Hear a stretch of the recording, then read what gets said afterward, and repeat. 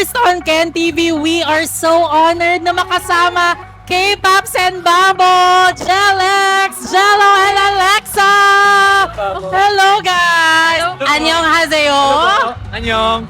Thank you so much for celebrating Kadayawan Festival. How does it feel celebrating Kadayawan with your kapamilya fans in Davao? It's always such a good experience for me. I love coming back here tuwing Kadayawan. Pang-ilan ko na rin to at palaging masaya, palaging gugustuhin mong bumalik.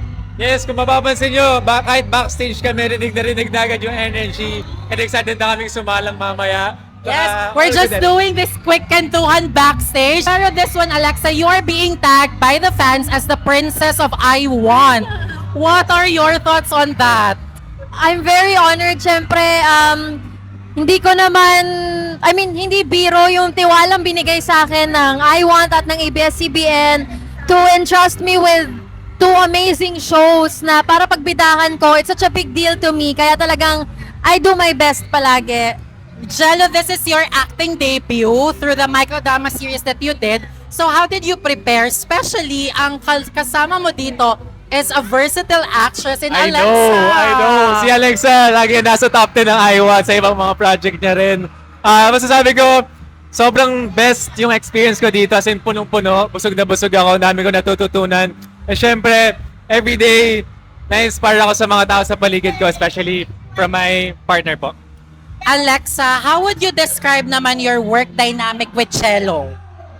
I would say it's very easygoing, very free-flowing, very natural. Parang it just happens. It's not something na I feel like we have to force. Parang nandun na talaga yung rapport agad namin eh. Parang gets na namin agad yung isa't isa. Parang not actually your first time to work together. Your chemistry is so todo. Thank you. Kinikilig kaming lahat. Thank So now, what lesson naman that you learn from your characters in the series?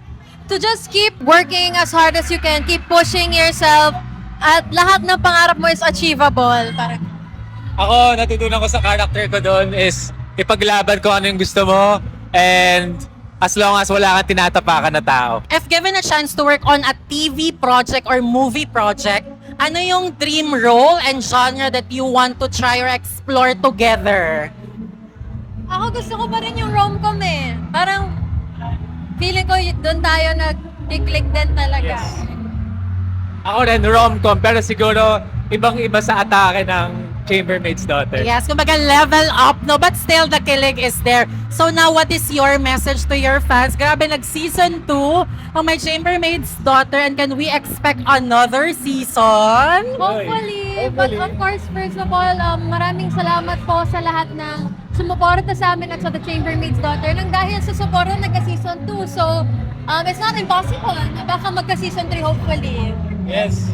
Ako naman, we super appreciate you. I feel like words cannot express kung gaano ako ka-thankful and grateful sa inyong lahat, sa Jelex.